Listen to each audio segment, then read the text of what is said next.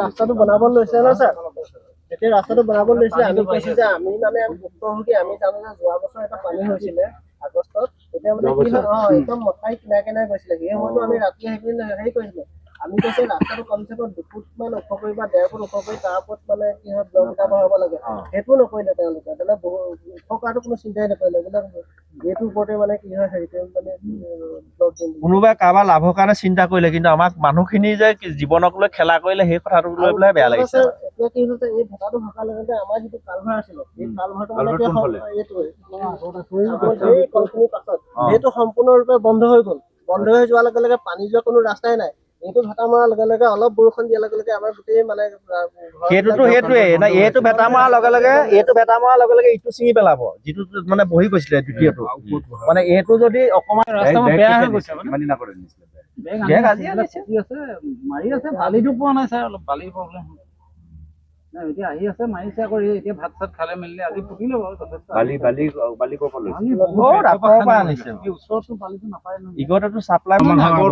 না আমাৰতো ছিঙে আমাৰতো বহি গ'ল ৰাতিপুৱা চাকি তাকি জ্বলাই চবে দীঘল দি পৰিলে কাৰণে ৰ'ল আৰু বাঁহ কাঠৰ কুন্দা ভৰাই থৈছে তাত গাঁতটোত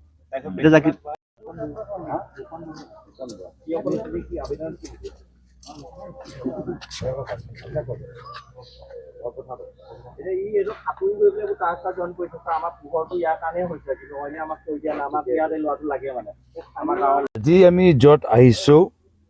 ইয়াত কিছুদিন আগতে কিছু মাহ পূৰ্বে মাথাউৰি কামখিনি হৈছে কামখিনি কৰাৰ সময়ত স্থানীয় ৰাইজে যথেষ্ট সংখ্যা প্ৰকাশ কৰিছিল আৰু নিজৰ পৰামৰ্শ সেই সময়ত কাম কৰা ঠিকাদাৰবোৰক দিছিল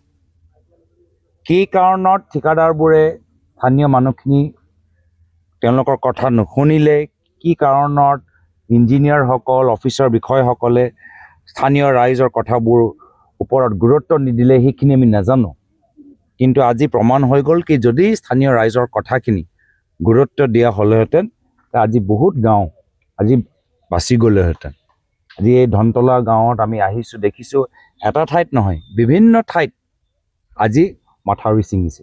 আৰু সেইকাৰণে আমি জনাবলৈ বিচাৰোঁ যে আজি অসমৰ ভিতৰত যি ধৰণৰ আজি এটা ভয়াৱহ পৰিৱেশ সৃষ্টি হৈছে মাথাউৰি নিৰ্মাণ মাথাউৰি মেৰামতিৰ ক্ষেত্ৰত কোনো ধৰণৰ গাফিলতি চৰকাৰে সহ্য কৰিব নালাগে আৰু যদি ঠিকাদাৰ যোগেদি এনেকুৱা কাম হৈছে যি কাম 3-4 মাহ পিছতে দেখা পাইছোঁ যে গোটেইখিনি কাম ব্যৰ্থ সেই ধৰণৰ ঠিকাদাৰবোৰক আকৌ তেওঁলোকক কাম দিব নালাগে এইখিনি এবাৰ যি ভুল কৰিলে অলপ কঠোৰ হ'ব লাগিব চৰকাৰ মাথাউৰিৰ ক্ষেত্ৰত এতিয়া আৰু আমি চৰকাৰ কঠোৰ নহ'লে আজি যি পৰিস্থিতি পৰিৱেশ দেখা পাইছোঁ বেলেগ দিন বেলেগ অঞ্চলত আমি দেখা পাওঁ মই আশা কৰোঁ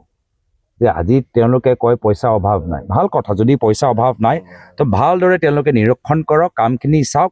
আৰু স্থানীয় ৰাইজৰ পৰা এটা চাৰ্টিফিকেট ল'ব লাগে যে কামখিনি ভালদৰে হৈছে আৰু যদি হৈছে স্থানীয় ৰাইজৰ পৰা এটা চাৰ্টিফিকেট ল'ব লাগে আৰু যদি চৰকাৰ আৰু স্থানীয় প্ৰশাসনে খবৰ ল'ব লাগে যে স্থানীয় ৰাইজ সন্তুষ্ট নহয় নে স্থানীয় ৰাইজে কিবা এটা